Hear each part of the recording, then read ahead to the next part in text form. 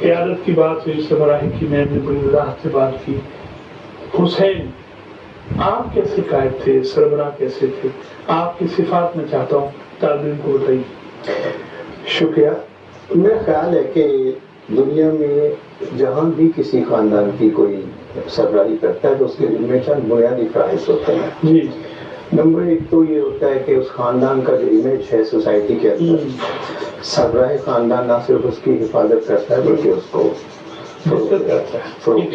ٹھیک ہے. اس کے بعد ہے خاندان کی جان و مال کا تحفظ. جی ٹھیک ہے کہ خاندان کے جو افراد ہیں وہ ان کو کس طرح سیکیور کرتا ہے آفات زمانہ سے. جی. ان کے مفادات کا تحفظ کیسے کرتا ہے، ان کی خوشیاں غم جو ہیں ان کو کس طرح سے سیکیور کرتا ہے. جی ٹھیک. ہم دیکھتے ہیں کہ 28 رجب کو جو سوال کھڑا ہوا اس سب سے بنیادی سوال تو اس خاندان کی سروائیول کا آیا. جی. یعنی جیسے ہی مطالبہ بیعت ہوا اور اس کے ساتھ ہی یہ سوال کھڑا ہوا کہ ہم کیا کریں، تو یہ کوئی اضطراری فیصلہ نہیں تھا اس خاندان کا، یہ امام حسین علیہ السلام کا کہ ہم سوچ کے بتاتے ہیں کیا کرنا. وہ لوگ پہلے سے طے تھا کہ ایک بیعت جو ہے وہ ہم نہیں کریں گے.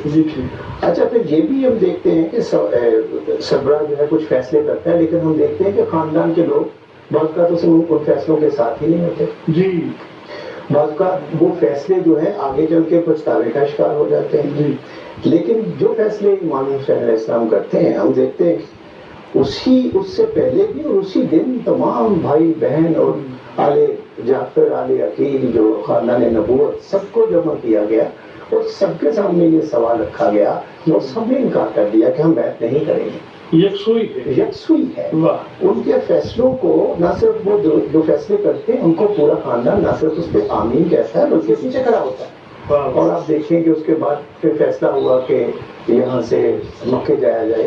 مکے چلے گئے، خاندان سارا ساتھ، سوائے کا بھی مار کے اور ایک دو ان بزرگ خواتین کے جو سفر کی صعوبتیں برداشت نہیں کر سکتی، باقی سارا خاندان سفر میں ساتھ ہے. خاندان جہاں جا کے ٹھہرے ہیں وہاں ساتھ ہے، مکے میں ساتھ ہے. لیکن جب دیکھا گیا کہ مکے میں بھی یعنی تنگ ہوئی ہے اور ہجوم کا فائدہ اٹھا کے کچھ قاتل جو ہیں وہ حاجیوں کے روپ میں آ رہے ہیں اور وہ چاہتے ہیں کہ یہاں آپ کا قتل کر دیا جائے.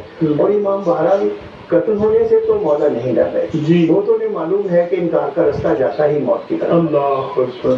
لیکن وہ یہ بھی چاہتے ہیں کہ قاتلوں کے چہروں سے نقاب بھی نوچ دیا جائے اور یہ نہ ہو کہ اس ہجوم میں کوئی قتل کرے اور ان کے قاتلوں کے سامنے نامعلوم افراد احترام حرم بھی پیش ہے. احترام حرم تو ہے ہی کہ وہاں وہاں خون خرابہ نہیں ہونا چاہیے. لیکن یہ دیکھیں کہ خاندان یہاں بھی ساتھ ہے. جب خاندان کو کہا گیا کہ ہم کوفے چلیں گے تو نہ کسی بیوی نے کہا کہ میں نہیں جاؤں گی، سفر لمبا ہے. یعنی پھر کوئی اختلاف کی کوئی آواز نہیں ہے اور لوگوں نے اختلاف پیدا کرنے کی کوششیں بھی کی. جیسا کہ آپ دیکھیں نا 9 محرم کی شام کو، 9 محرم کو جب شمر آیا تو اس کے پاس حضرت عباس اور ان کے بھائیوں کے لیے امان نامہ تھا. تو یہ ایک خاندان میں ڈالنے کی کوشش تھی کیونکہ شمر کا تعلق بھی اسی خاندان سے، بنی کلاب سے تھا جس سے حضرت عباس کی والدہ کا تھا. یہاں امام حسین علیہ السلام دیکھیے یہ سربراہ خاندان کا ذرا رویہ دیکھیے کہ انہوں نے چھوڑ دیا کھلا کہ عباس آپ بات سنیں.